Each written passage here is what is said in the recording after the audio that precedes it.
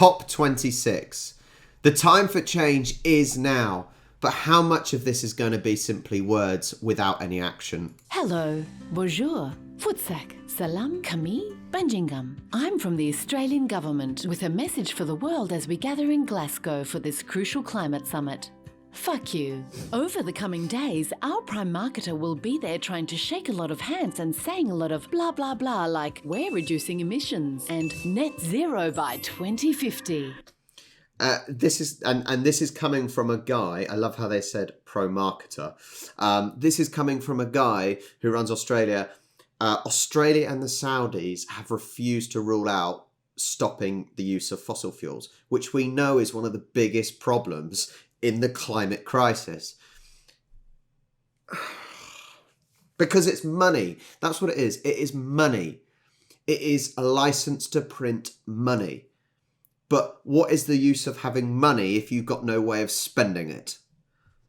But for those of you not fluent in Cantonese, the official language of the Australian government, what he's saying is, fuck you. We'll keep digging, burning and exporting fossil fuels, let you do the hard work and then take all the credit. Fick dik ins knie. We have lots of experience at this because that's what we do back home, where we let the states and territories build renewables, subsidise EVs and retire coal plants, while we obstruct renewables, shit-talk EVs and subsidise coal plants, and then take credit for reducing emissions. We even take credit when those reductions are due to policies the opposition introduced when it was in office. Policies we scrapped, causing emissions to rise again.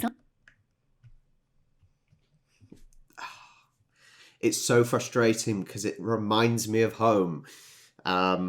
It's a political stunt and a way to get votes sometimes when actually you've done nothing, and it's the timing of making certain decisions and like it says there, trying to promote the green energy to get the vote and then actually underneath doing what you can to keep the fossil going.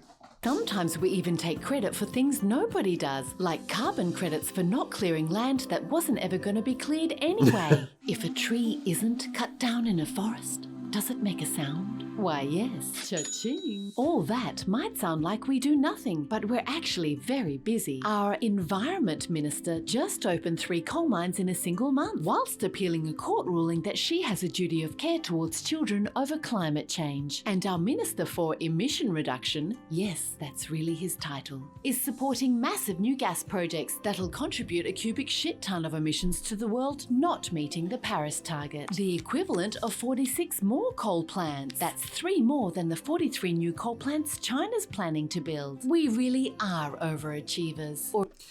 This is the problem. Look at Australia, okay? Now, Australia is a hot country, is known as being a hot country. Granted, yes, it has winter, it has cold periods and it has rain, but it's known for being a hot country.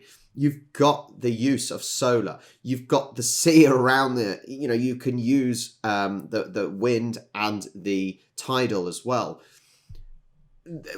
It seems sometimes that governments, because they've got fuel there, and this isn't just Australia, not realising that you can still profit from building the renewable energy infrastructure, because you need people to create it. You need the manufacturing to make it. That creates more jobs. It's same with all technology. Look at the car industry or whatnot. At one point, you needed bodies to make the cars, for example. Now it's gone more robotics, but it doesn't mean you lose jobs overall. Jobs are created elsewhere, and that is the transition that needs to happen. So it's puzzling that China, Australia, and others know that we need to stop using fossil fuels, and yet they're still making and building new coal mines and new refineries and things like that. And you think it's one step forward, 2 steps back. And it's great to sign a bit of paper, but if you're not actually going to act, as I said at the start, how much of this COP26 will simply be words and no actions? Because for starters, if Boris is signing a bit of paper, it will definitely just be words. Or as you Italians might say, siamo dei gran stronzi. What's that? How can we be expanding fossil fuels now that we've announced net zero by 2050? Oh, sweetheart, we can precisely because of net zero by 2050. Does it come with a policy? Nope. Is it binding? Nope. Does it rely on technologies that work or even fucking exist? Nah. But does it distract from what we're doing this decade? You betcha. And don't think we're the only ones. Am I right, Norway? Nice huge gas exports you got there. Hey, Canada, America, loving that Line 3 pipeline you guys just expanded. UK, nice new oil rigs you got ready to go there in the North Sea. Right. This is the point. This is the point. And that's what I'm stating. It's not just Australia. The Saudis have got all their oil. You know, up in the North Sea, there's oil that they're trying to extract still. You know, they know the problems. They know the problems, but it's licensed to print money.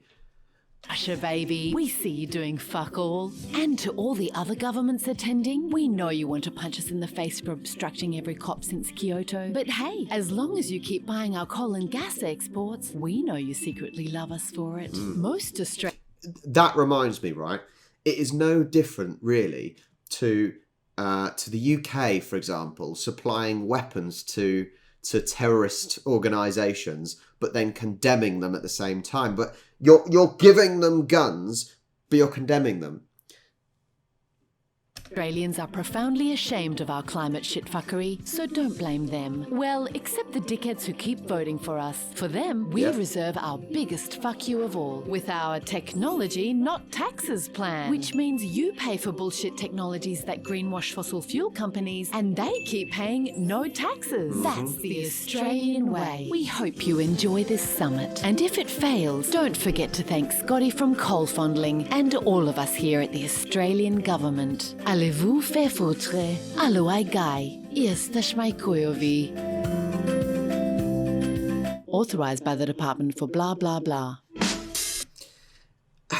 And that's the fear, isn't it? That is the fear, that it is just talk. The thing is, like I said, the fact that there's coal and there's oil in the ground in certain locations, the countries want to keep the funds coming in from it. Now, it's a tricky situation. It's a real tricky situation, because if you don't have China on board and you don't have Russia on board, they are some big populations doing some big damage, as well as others. Now, how do the individual people of the countries, myself, for example, how do we make a difference? Now, I'm currently getting solar panels on the roof, hopefully shortly. I've paid the deposit and whatnot. That's a start. As soon as I got that, I'm looking at getting an electric van for work. Charlie's got an electric car. Obviously, we need the infrastructure. But what you need to realise is, it's this sort of early adopters tax you get with everything. As soon as things get adopted by multiple people and a vast amount of people, technology gets better, prices get cheaper. The infrastructure, because it needs to be built, it does get built. There's obviously hurdles to overcome, but things have to be done, and it annoys me. 2050, net zero by 2050. Do you know how long and far away that is, and how quickly the temperature is going up? You know, we're nowhere near being the 1.5 degrees that we need to be in, that the scientists are saying. Bear in mind, I'm listening to the scientists. Don't just look at John on Facebook. Listen to the scientists. That's who you should be listening to, the people that look at facts and figures. I will be doing my bit. Let me know if what you've done. Have you done anything currently? Solar panels, for example. If you switch to an electric car or anything else, have you insulated your home? I know that in the UK they're trying to push air pumps, heat air pumps, whatever they're called. Mixed reviews apparently for the price. A lot of money, but anything I can do, and also anything I can do to make my bills cheaper. Let's think about that. What are your thoughts on Cop26? I'm not positive about it. I am bleak. But yeah, thanks for watching, guys. I'll catch you next time.